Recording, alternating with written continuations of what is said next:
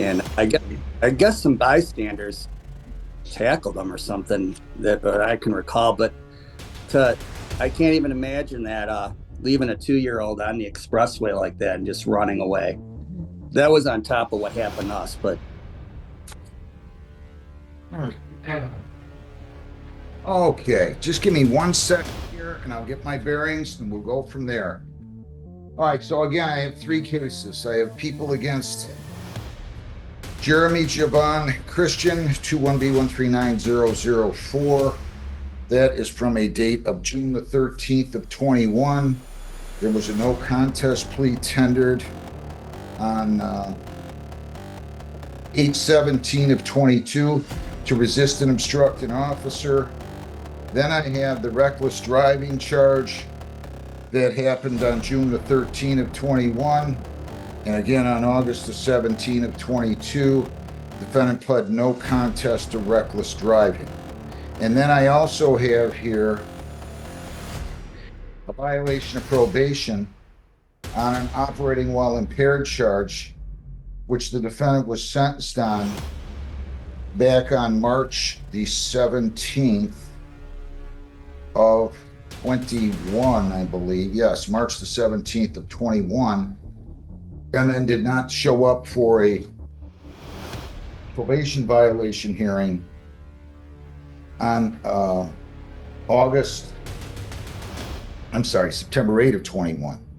So I can take them in whatever order you want to go. If the court wants to start with the reckless driving, We'll do that. And the resist and obstruct. So everybody can state their names, please. Your name, Mr. Gay? Good morning, Judge. Nice to get you back, Mr. Christian. Christian, state your full name. Christian. All right, your names, please.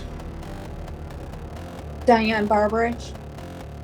Lawrence Barbarich. Adam Barbarich. All right, so the June 13, 21 incident, there was a no contest plea, and then he failed to appear for sentencing at least once or twice. And so we haven't had him here, but at any rate, I did not order on that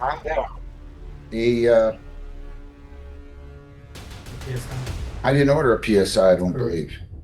So I just set a sex date so the victims could be notified. They were, and then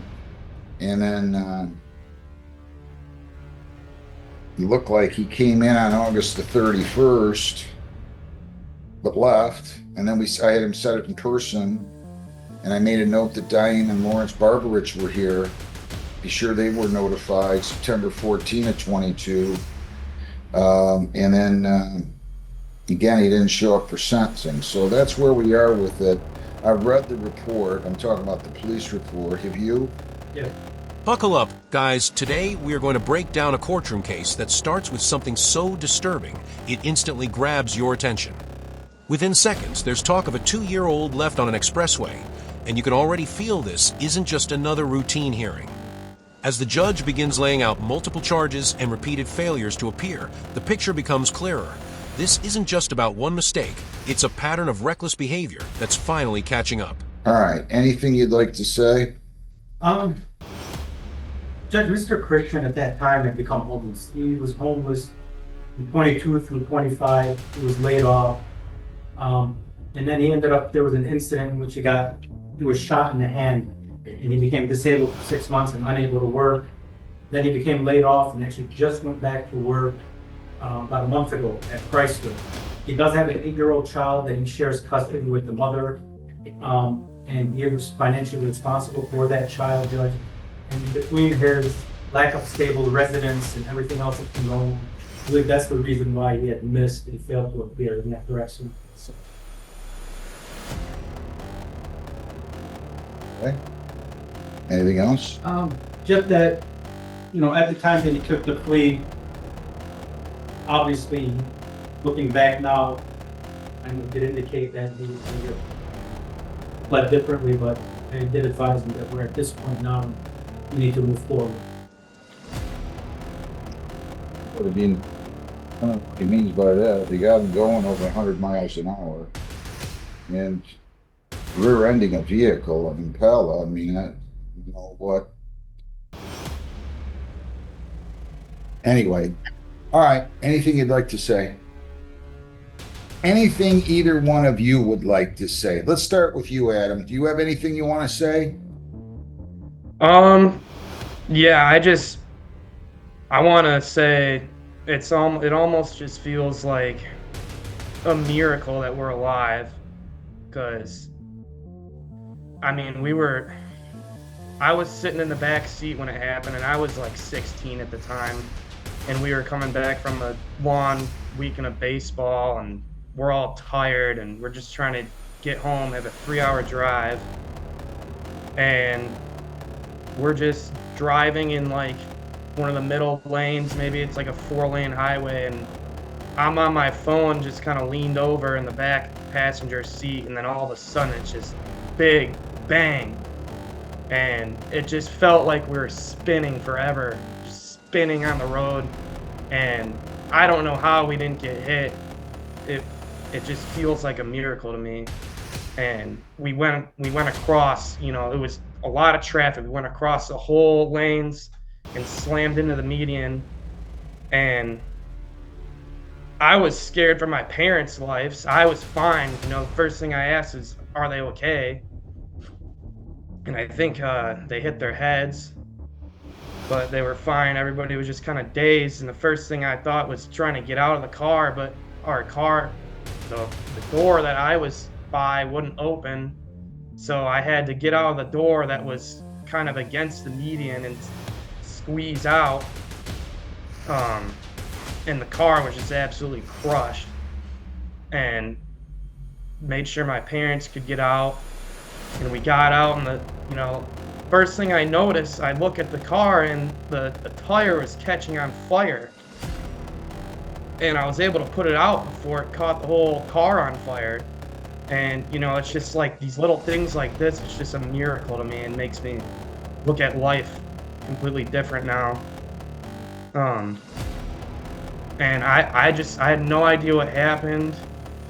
And we had people coming up to us, and they were saying that, this guy hit us. He was speeding down the road for miles. They knew they were going to hit somebody. And then they said he went off the road, further up the road, and somebody said that they had a kid in the back of the seat. I couldn't believe what was going on, and he took off on foot. But I mean, I don't know what to believe or anything. I was just lucky to be alive, and my parents were safe, and that's all I pretty much have to say. From here, the defense attempts to soften the narrative, pointing to hardship, instability, and injury. But the tone shifts dramatically when the victim speaks. He walks everyone through the crash in vivid detail. The sudden impact, the spinning car, the fear of losing his parents, and the chaos of escaping a crushed vehicle. It's raw, emotional, and completely reframes the case from paperwork to real-life trauma that could have ended far worse. Mr. and Mrs. Barbarich, would either one of you or both of you like to speak? What does no contest mean exactly? No contest essentially has the same effect as a guilty plea, but what it does is there's certain circumstances that it's appropriate to take a no contest plea in, and that is if there's a possibility the defendant can be sued, or if there is, which there certainly would appear to have been here, nobody really quite knew what the injuries were, but he's driving over 100, they said, and I just heard what your son said. And then the other one is if they don't have a recollection due to intoxication or drug use or whatever the case may be. But it has the same effect as a guilty plea. Instead of the judge asking the defendant questions, in this case, I would have reviewed the police report and made a determination based on that, because we have to make sure when somebody pleads to anything that there's a valid basis for the plea, what we call a factual basis. Okay. So, do you want to say anything else? I'm just curious why he was driving so fast, and with a child in the car. That's, I mean, as a mother, I understand. Sir, do you want to say anything? Yes, sir. I was I'm a retired Detroit fireman, 35 years. I retired as a battalion chief.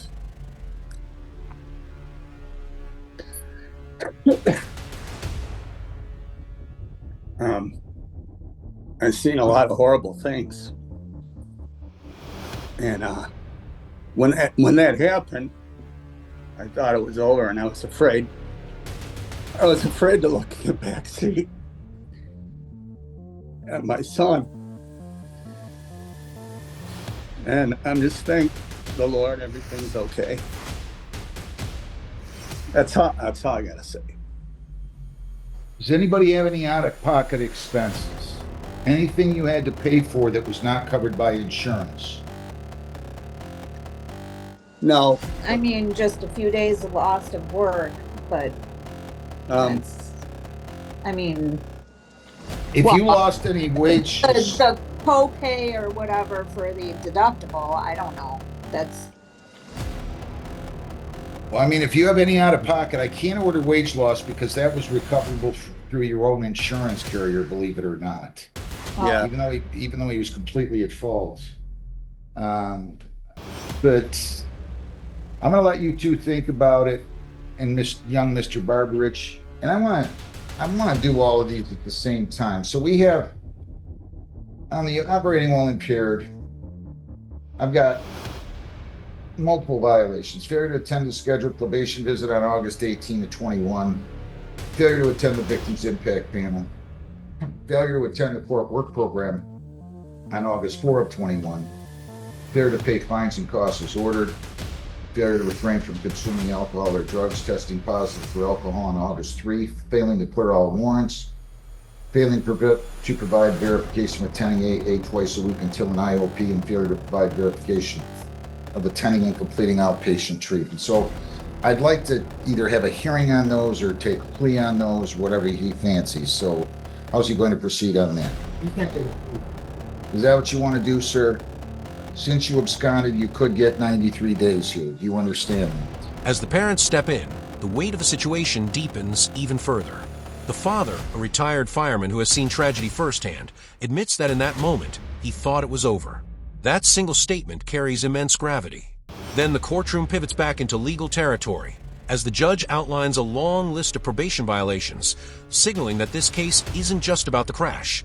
It's about everything that followed. You got to keep your voice up, boy. You are presumed innocent. They have to prove you guilty, Colin Bell. By a preponderance of the evidence, you have the right to question their witnesses, bring in your own, use the subpoena powers of the court to bring in those witnesses, and the testifier remain silent. If you remain silent, that silence would not be held against you. By pleading guilty, you're giving up all those rights, and we are not going to have a hearing. Do you understand that? Any questions before I ask you how you plead on this? As to count one, that you failed to attend your scheduled probation visit on August the 18th, 21, how do you plead? Did you fail to attend your probation visit on that day? Count two, that you failed to attend the victim's impact panel, how do you plead? You failed to attend the victim's impact panel. No. You went to the victim. Yes. Not when it was assigned, but he did make it up. But at the time, yes, he did fail. Did you fail to attend back when you were on probation? Or in that time frame when you were given? Yes. To count three, that you failed to attend the court work program on August 4th of 21, how do you plead? Yes. You failed to attend the court work program on that date. Yes. To the charge, you failed to pay your fines and costs as ordered, how do you plead? Yes. Failed to pay your fines and costs as ordered. Yes. Count five, that you failed to refrain from consuming alcohol, testing positive Yes. on August 3 of 21, how do you plead? Yes. Did you consume alcohol, say within the 3 days before that test? Yes. And count six, that you failed to clear all your warrants, how do you plead? Yes. Count seven, that you failed to provide verification attending AA twice a week until an outpatient, how do you plead? Yes. Count eight, that you failed to provide verification of attending and completing intensive outpatient treatment, how do you plead? Did you fail to attend outpatient treatment? Did you fail to clear all your warrants? Did you fail to attend NA twice a week until an outpatient, intensive outpatient? Anybody force you to plead guilty? Anybody promise you to induce you to plead guilty? Please accept all 8 counts. Heather, I need to know how much he owes on those now. On his probation case, he has a balance of $813. All right, now I'm going to ask, and again, all of these would be deemed non-technical since you absconded, so you got 8 non-technical violations. Is there anything you'd like to say Judge, with on regard, any of these? with regard to count 2, failure to complete the victim impact panel, he did complete that in July 24th. And then as far as the count 3, he did complete that also in 2024. He doesn't know exactly when. With regard to count 4, the issue with the unpaid balance, there is a bond posted against this case, Judge, that will hopefully clear up the majority of the outstanding balance. With regard to count 5, he's pleading guilty as charged with regard to the positive test in the alcohol. With regard to count 6, Judge, the warrants, according to Mr. Christian, he's cleared the majority of them. He believes. What unfolds next feels like a steady unraveling. One by one, the defendant admits to violation after violation, missing appointments, failing programs, ignoring court obligations. Each yes adds another layer of accountability, and the rhythm of these admissions builds a clear narrative. This wasn't a one-time lapse, but a repeated disregard for responsibility. You can sense the courtroom's patience wearing thin with every response. He does have 3 or 4 that are left outstanding, and that's only been a financial issue because he hasn't worked. He's only been back to work for a month. With regard to counts 7 and 8, he wasn't able to get into the outpatient treatment program because his insurance wouldn't cover it. And again, Judge, financially, he wasn't able to afford to pay for that out of pocket. He's trying to make up for whatever he was able to do now, but again, Judge, mainly it wasn't so much him coming going to the court other than his being financially unable to pay for these and get them cleared, the financial issue. Anything you'd like to say? And I'm still currently actively trying to get taken care of my life. As far as my license, I'm trying to get my license back, but I can't get my license back because of the directed driving to be here. It's the only suspension that's holding my ticket me back from getting my license. So I talked to Secretary of State about what could happen that, and the other 2 that I had were for a driver's suspended license. So once I get my license, you go back in, try to see this again. Well, Janine, Elizabeth Ross-Frisch. anything you'd like to say? Yes, Your Honor, and I might be able to offer up at least a little bit of clarification, maybe even some help from Mr. Christian. So he was in front of Judge Hessen. I don't know if this was already addressed, but he was in front of Judge Hessen July 11th of 24. She reiterated bond conditions. He did come down to probation on July 11th.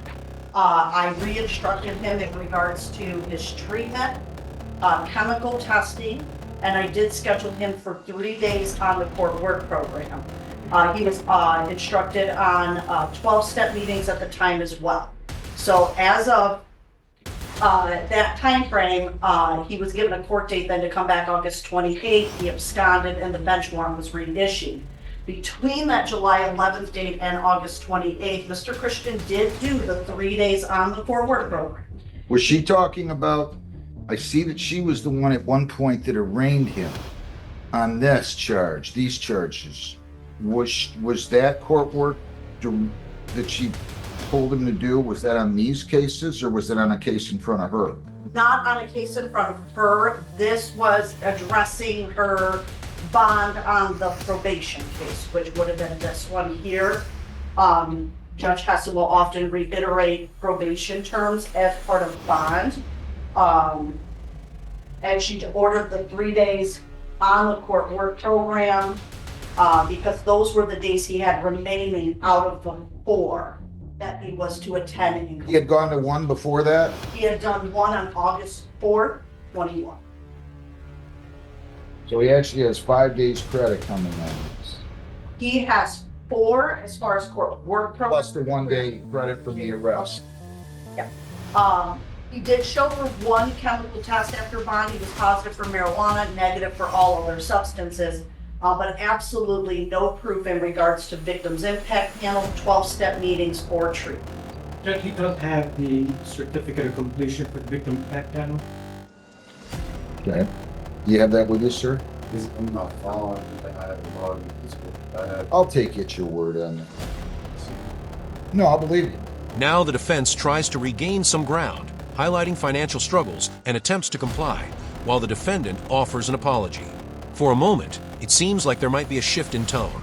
But then the conversation circles back to the presence of a child during the incident, reigniting concern and disbelief.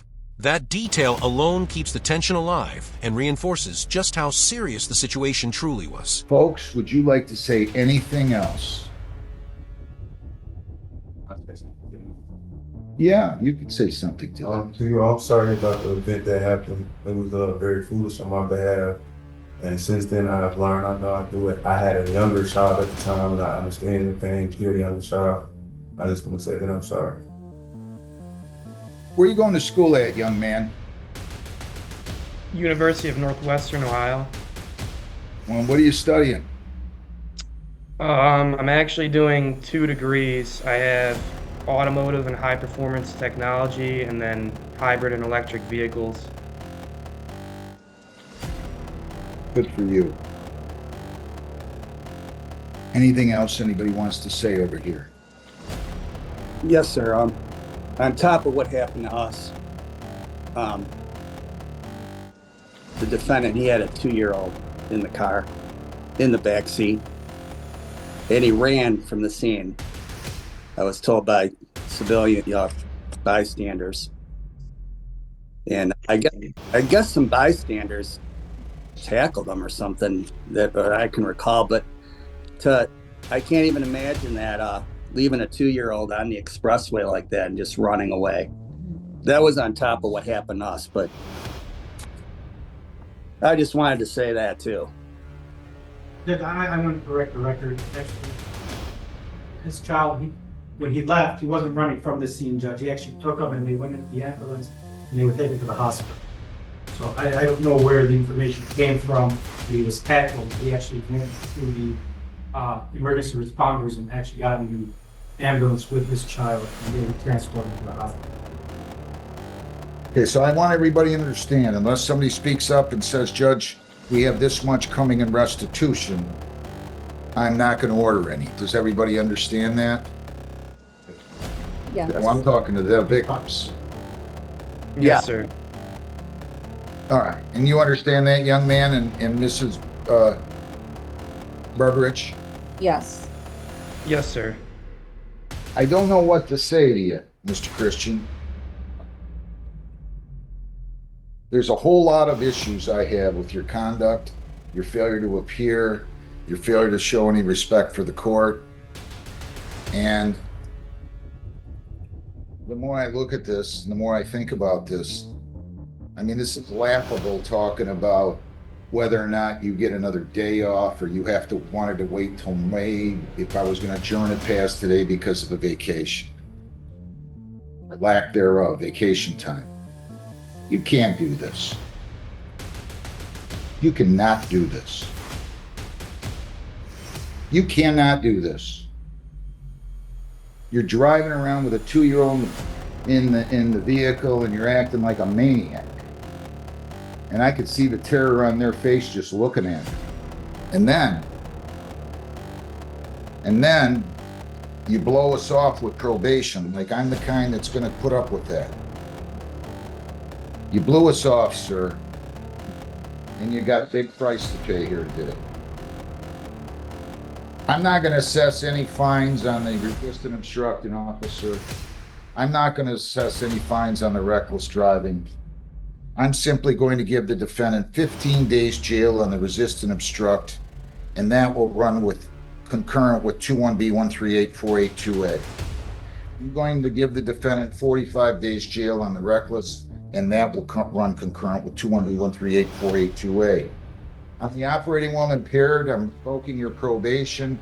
You're to pay costs in the amount of $800 and serve 93 days, credit 5 for 88. If you pay 800, so if you get somebody to bring up 800 or sign over their bond, that will suspend 18 of the 88 and you'll only have to serve 70. But you're in custody for 70, you pay 800. They will all run concurrent, Heather. Yep.